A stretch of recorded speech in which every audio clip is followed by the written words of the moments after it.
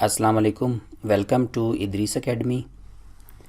आज की वीडियो में हम बात करेंगे इन्वर्स ऑफ अ मैट्रिक्स की, कि हम मैट्रिसेस में इन्वर्स को कैसे फाइंड करते हैं। तो इसको हम अप्लाई करेंगे पाइथन में भी, और इसका मैथमेटिकल डिस्प्ले भी देखेंगे पाइथन में। मैट्रिसेस के इन्वर्स पे जाने से पहले हम सबसे पहले देखेंगे कि इन्वर्स ऑफ अ नंबर क्या होता है। For example, additive inverse. आप सबको पता है कि मैथमेटिक्स में दो तरह के ऑपरेशंस होते हैं बुनियादी तौर पर, एडिशन और मल्टीप्लिकेशन। तो सबसे पहले हम बात करेंगे इन्वर्स ऑफ अ नंबर, के किसी नंबर का इन्वर्स जो है वो क्या होता है। तो उसमें दो तरह के इन्वर्स हैं, एक होता है एडिटिव इन्वर्स, एक होता है मल्टीप्लिकेटिव इन्वर्स। तो सबसे पहले हम बात करेंगे एडिटिव इन्वर्स की। फॉर एग्ज़ाम्पल, मेरे पास एक नंबर 3 है। अब इस 3 में मैं कौन सा नंबर ऐड करूं कि मेरे पास आंसर 0 आए। तो अगर मैं +3 में अगर मैं ऐड करूंगा -3 को, तो मेरे पास आंसर क्या आएगा? 0 आएगा। और 0 क्या है? Additive identity. तो इसका मतलब कि 3 का एडिटिव इन्वर्स जो है वो -3 है। या फिर हम ये कह सकते हैं कि -3 का एडिटिव इन्वर्स क्या होगा? 3 होगा। जब भी हम दोनों नंबर को ऐड करेंगे तो हमारे पास आंसर 0 आएगा।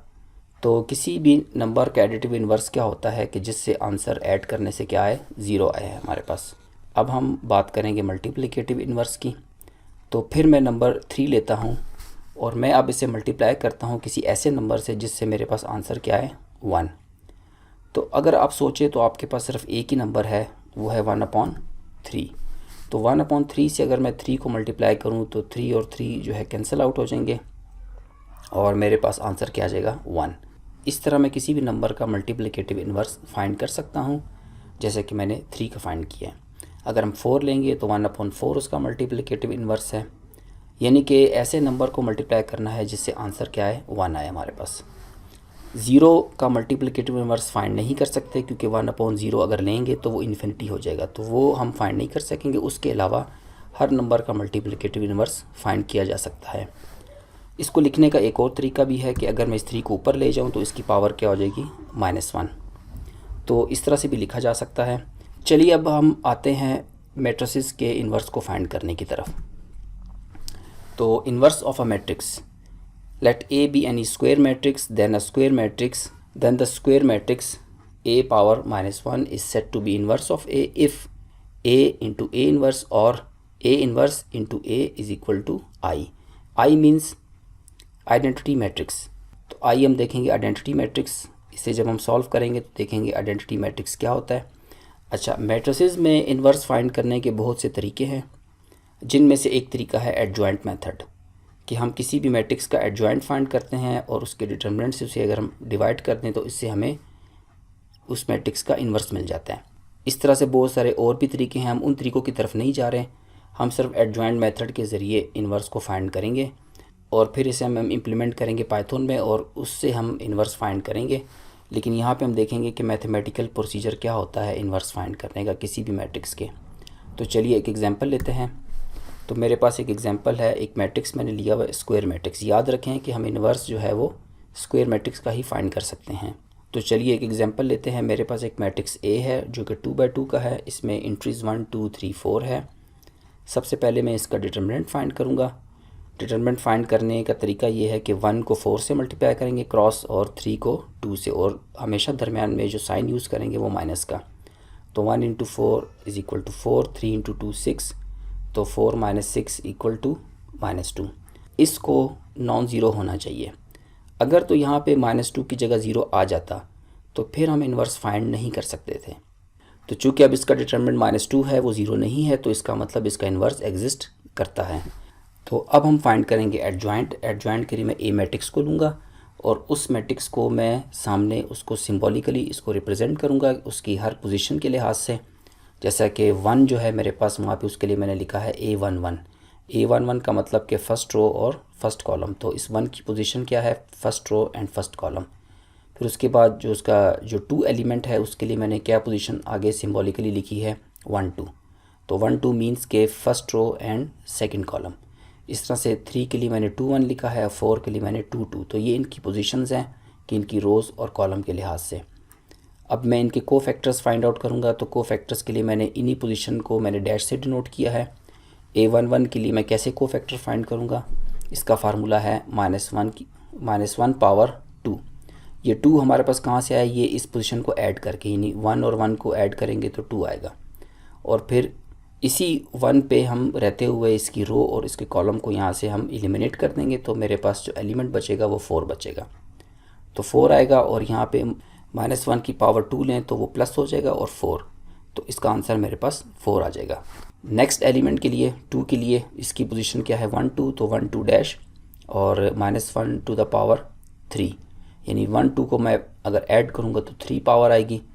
और 2 के लिए अगर मैं यहाँ पर अगर 2 के लिए इसको मैं फाइंड आउट करूँ तो ये रो और कॉलम यहाँ से एलिमिनेट हो जाएगी, मेरे पास सिर्फ 3 रह जाएगा। तो -1 टू द पावर 3 मीन्स -1 और 3, तो ये आ जाएगा -3। सिमिलरली हम बाकी पोजीशंस के लिए भी इसके को फैक्टर्स फाइंड आउट कर लेंगे और फिर हम को फैक्टर्स का मैट्रिक्स जो लिखेंगे वो इस तरह से लिखेंगे, A और नीचे हम स्मॉल c लिख लेंगे। और जो मैंने ये डैश की फॉर्म में जो मैंने हर पोजीशन के लिए जो को फैक्टर फाइंड आउट किए हैं उनको लिख के और मैंने जो उनकी वैल्यूज़ फाइंड आउट की उनको यहाँ लिख लेंगे। ठीक है, ये करेंगे कि एडजॉइंट में जो नेक्स्ट प्रोसीजर क्या है कि इसी जो को फैक्टर का अगर मैं ट्रांसपोज लूँ तो मेरे पास एडजॉइंट मैट्रिक्स आ जाएगा। तो एडजॉइंट मैट्रिक्स यानी एडजॉइंट ऑफ ए जो है वो जो को फैक्टर वाला जो मैट्रिक्स हमने फाइंड आउट किया है उसका ट्रांसपोज लेंगे। ट्रांसपोज में जो है वो रोज़ और कॉलम इंटरचेंज हो जाएंगी। तो अब मेरे पास एडजॉइंट भी आ चुका है और डिटर्मिनेंट ऑफ ए भी आ चुका है। तो अब मैं फार्मूला यूज़ करूँगा इन्वर्स के लिए कि इन्वर्स कैसे फाइंड करेंगे, adjoint of A over determinant of A.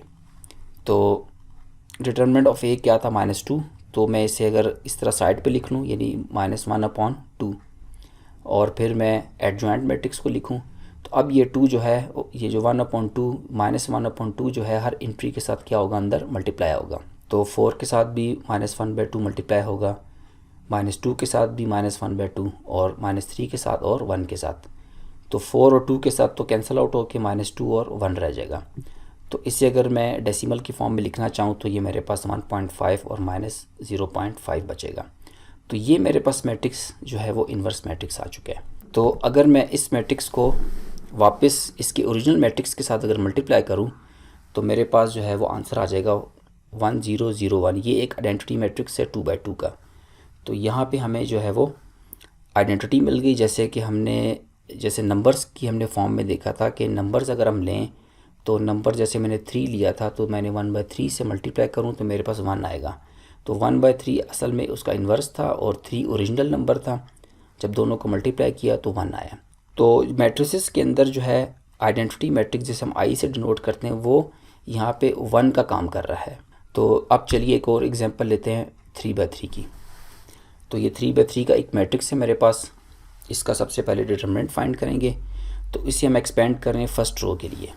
तो फर्स्ट रो के लिए एक्सपेंड करेंगे तो 1 के लिए एक्सपेंड करेंगे तो मेरे पास जो है वो ये रो और ये कॉलम यहाँ से ख़त्म हो जाएगी और मेरे पास एक 2/2 का डिटरमिनेंट रह जाएगा 2 1 -1 1। फिर -0 उसमें ये कॉलम और ये रो ख़त्म 0 1 1 1, ये मेरे पास एक 2/2 का डिटरमिनेंट, इसको मैं साथ मल्टीप्लाई करूँगा। फिर थर्ड एलिमेंट के लिए यानी 2 के लिए यहाँ से ये रो ख़त्म, यहाँ से कॉलम ख़त्म, तो 0 2 1 -1 ये 2/2 का डिटरमिनेंट। इसको जब हम सॉल्व करेंगे तो मेरे पास डिटरमिनेंट ऑफ ए जो है वो आ जाएगा -1।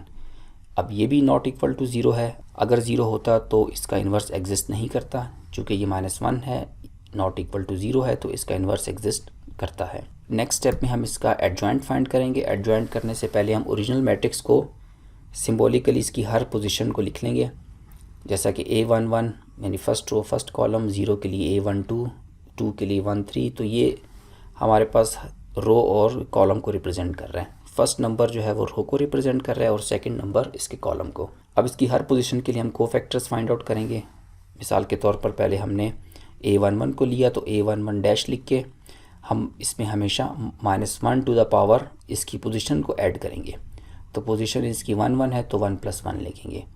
तो 1 के लिए जब हम इसे एलिमिनेट करेंगे तो रो और कॉलम यहाँ से एलिमिनेट हो जाएगी और मेरे पास एक 2/2 का डिटरमिनेंट रह जाएगा। तो इसे हम क्रॉस मल्टीप्लाई करेंगे तो फर्स्ट पोजीशन के लिए जो कोफैक्टर है वो 3 आ गया, सेकंड पोजीशन के लिए 1। इस तरह से हमने इसकी 9 पोजीशंस के लिए कोफैक्टर्स फाइंड आउट करने हैं। ये सारे कोफैक्टर्स फाइंड आउट करने के बाद हम कोफैक्टर्स का मैट्रिक्स एक बना लेंगे। उसमें जितने कोफैक्टर्स हैं सबको यहाँ पे हमने लिख के रख लिया इनकी वैल्यूज़ को। अब एडजॉइंट फाइंड करने का तरीका क्या है कि कोफैक्टर के मैट्रिक्स का हम ट्रांसपोज ले लेंगे। तो ऊपर जो हमने कोफैक्टर्स का मैट्रिक्स लिया हुआ इसका ट्रांसपोज लेंगे, यानी रोज़ और कॉलम को इंटरचेंज करेंगे तो हमारे पास एडजॉइंट ऑफ ए आ जाएगा। अब नेक्स्ट इन्वर्स को फाइंड करना है, तो इन्वर्स का फार्मूला क्या है, adjoint of A divided by determinant of A. तो इसको सब्स्टिट्यूट करेंगे वैल्यूज़ को, तो डिटर्मिनेंट की वैल्यू -1 थी तो 1/-1 लिख दिया हमने, और एडजॉइंट के लिए जो मैट्रिक्स हमने ऊपर फाइंड आउट किया वो लिख लिया, और बाहर चूँकि -1 है वो अंदर हर एंट्री के साथ मल्टीप्लाई होगा। तो अब चूँकि ये एक सिंपल सा नंबर है तो अंदर सिर्फ हमारे पास जो है वो साइन जो है वो इंटरचेंज हो जाएंगे। तो ये हमारे पास इन्वर्स मैट्रिक्स आ गया। अब जब भी इन्वर्स मैट्रिक्स को ओरिजिनल मैट्रिक्स से मल्टीप्लाई करेंगे तो आंसर हमेशा आइडेंटिटी मैट्रिक्स आएगा। आइडेंटिटी मैट्रिक्स मींस मैट्रिक्स की फॉर्म में उसे हम 1 कहते हैं। तो जब दोनों को मल्टीप्लाई करेंगे तो हमारे पास एक 3/3 का आइडेंटिटी मैट्रिक्स आ गया। तो अब हम यही inverse of a matrix find करेंगे पाइथन की हेल्प से। पाइथन की हेल्प से उसे पहले फाइंड करेंगे, फिर उसको मैथमेटिकली डिस्प्ले भी करके देखेंगे। तो चलिए अब हम चलते हैं गूगल कोलैब पे, तो वहाँ पे हम इसका इन्वर्स फाइंड करके देखते हैं। यहाँ गूगल पे आके हम लिखेंगे गूगल कोलैब, और गूगल कोलैब पे जब आप आ जाएंगे तो आपने अपने जीमेल से इसको साइन इन करना है। तो जीमेल से साइन इन करने के बाद हम एक न्यू नोटबुक लेते हैं। तो न्यू नोटबुक हमारे पास लोड हो रही है। तो ये हमारे पास एक न्यू नोटबुक आ गई है कोलैब पे। तो इस पे हम जो है अब यहाँ पे हम पहले नाम चेंज कर लेते हैं अपनी फ़ाइल का, इन्वर्स ऑफ अ मैट्रिक्स। तो इन्वर्स ऑफ अ मैट्रिक्स हम फाइंड करने जा रहे हैं। इसमें हम कुछ लाइब्रेरीज़ इंपोर्ट करेंगे सबसे पहले, तो क्योंकि हम numpy की हेल्प से इसे सॉल्व करेंगे। तो सबसे पहले हम इंपोर्ट करते हैं numpy को SNP, और फिर हम इंपोर्ट करते हैं sympy को सिंबॉलिक कंप्यूटेशन के लिए, और डिस्प्ले के लिए फ्रॉम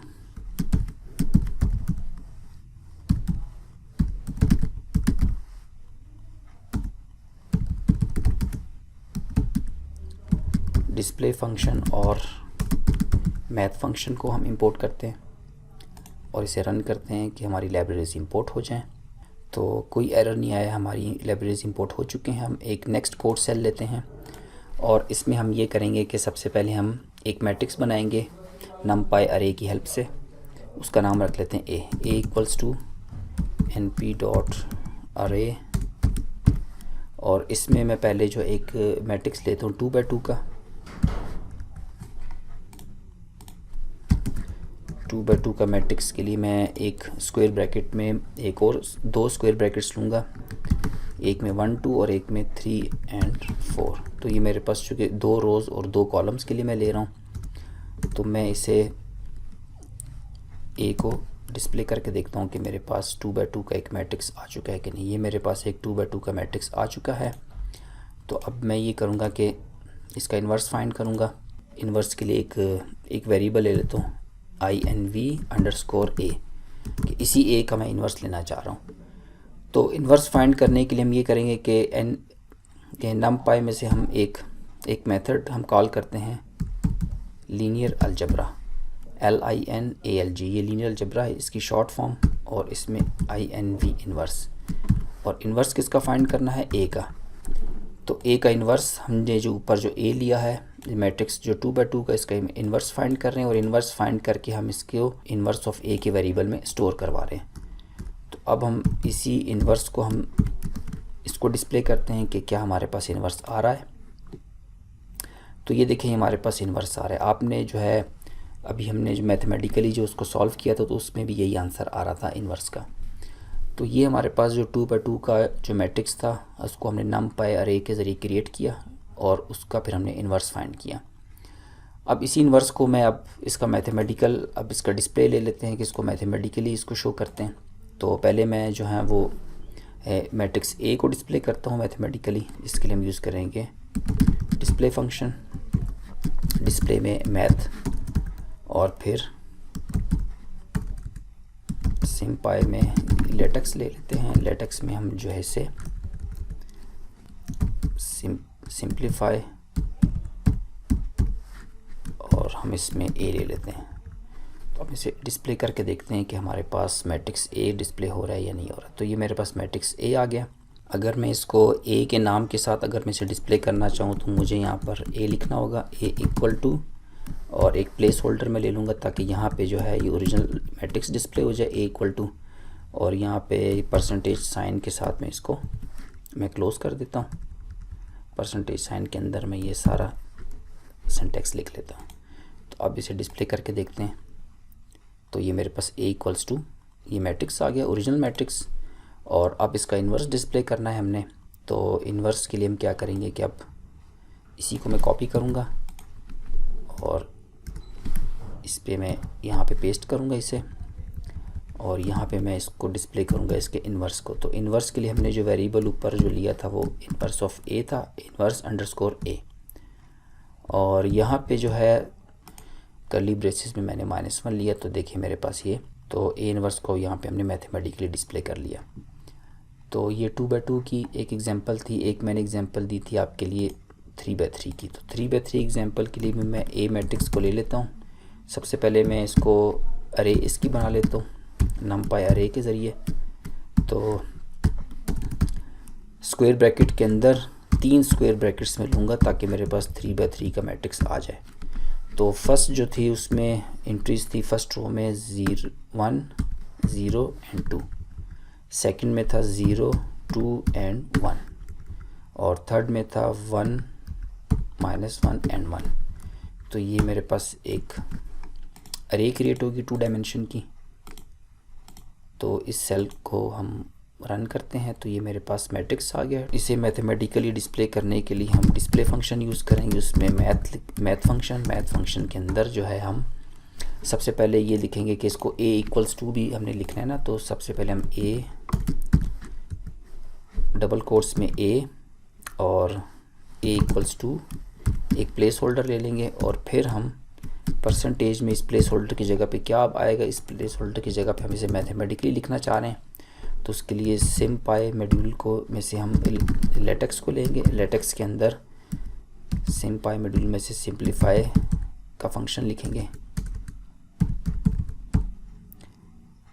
सिंप्लीफाई, और इसमें ए लिख देंगे। तो अब ये मैथमेटिकल फॉर्म में हमें डिस्प्ले होगा। तो इसे रन करके देखते हैं।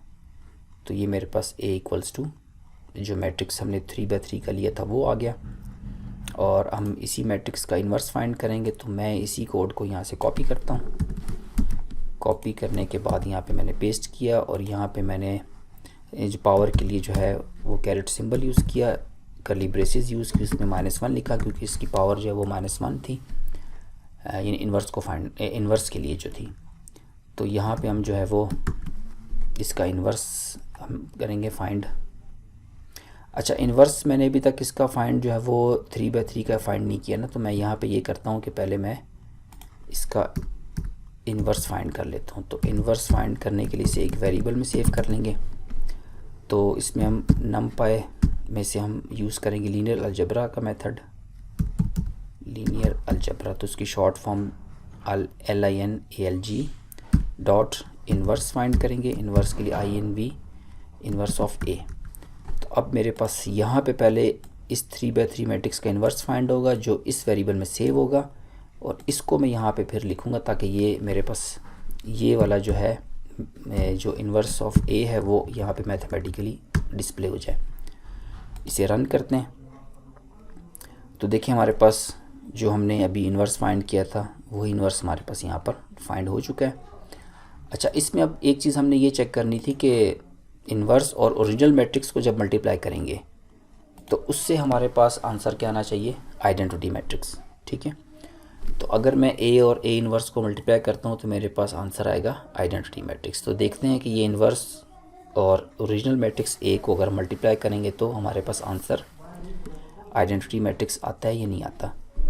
तो उसके लिए अब हम ये करेंगे कि मैं एक ऑपरेशन यूज़ करूँगा जो मैट्रिक्स मल्टीप्लिकेशन का। तो इसके लिए मैट्रिक्स मल्टीप्लिकेशन करेंगे, ए डॉट डॉट को लिखेंगे और फिर उसमें इन्वर्स अंडरस्कोर ए वेरिएबल में ओरिजिनल मैट्रिक्स ए है और INV अंडरस्कोर ए में जो है वो इन्वर्स इसका कैलकुलेटेड है ऊपर। तो इन दोनों को हम मल्टीप्लाई करेंगे और मल्टीप्लाई करने के बाद इसके आंसर को हम ले आते हैं आई मैट्रिक्स में। आई को डिस्प्ले करके देखता हूँ मैं इसको सिंपल फॉर्म में। तो ये देखें हमारे पास आइडेंटिटी मैट्रिक्स आ गया, यानी यहाँ पे हमने ए मैट्रिक्स लिया था जो ओरिजिनल मैट्रिक्स था हमारे पास, यहाँ पे हमने उसका इन्वर्स फाइंड किया और यहाँ पे दोनों को मल्टीप्लाई किया। तो जैसा कि मैंने आपको डेफिनेशन में बताया था कि इन्वर्स, अगर आप इन्वर्स को चेक करना चाहें कि आपका इन्वर्स ठीक निकला है तो आप उन दोनों ओरिजिनल मैट्रिक्स को इन्वर्स को मल्टीप्लाई करेंगे तो हमारे पास आइडेंटिटी मैट्रिक्स आना चाहिए। अब यही सारा काम हम जो मैथमेटिकली डिस्प्ले करके देख लेते हैं इस सारे काम को। तो यहाँ पे मैं पेस्ट कर देता हूँ ऊपर वाला कोड। यहाँ पे मुझे डिस्प्ले करवाना है एक आई को, यानी कि आइडेंटिटी को, ठीक है। और यहाँ पे हम देख लेते हैं कि यहाँ पर हम ए इन्वर्स को और ए को क्या करवा रहे हैं, मल्टीप्लाई करवा रहे हैं, और आंसर क्या आ रहा है हमारे पास, आइडेंटिटी मैट्रिक्स। तो देखिए यहाँ पे हमने ए और ए इन्वर्स को यहाँ पे हमने इसको डिस्प्ले करवाया पहले, और उसमें इस प्लेस होल्डर में इसका आंसर आना चाहिए। तो ये आंसर हमने यहाँ पर जो ऊपर आई हमने यहाँ पर जो उनको हमने ऑपरेशन किया है मल्टीप्लिकेशन का उसको सेव करवाया है आई में। तो यहाँ पे आई लिखा तो वो पूरा मैट्रिक्स यहाँ पे मैथमेटिकल फॉर्म में डिस्प्ले हो गया। उम्मीद है आपको इन्वर्स समझ में आया होगा। अगर आपको वीडियो अच्छी लगी है तो वीडियो को लाइक कीजिए, शेयर कीजिए। Thank you very much.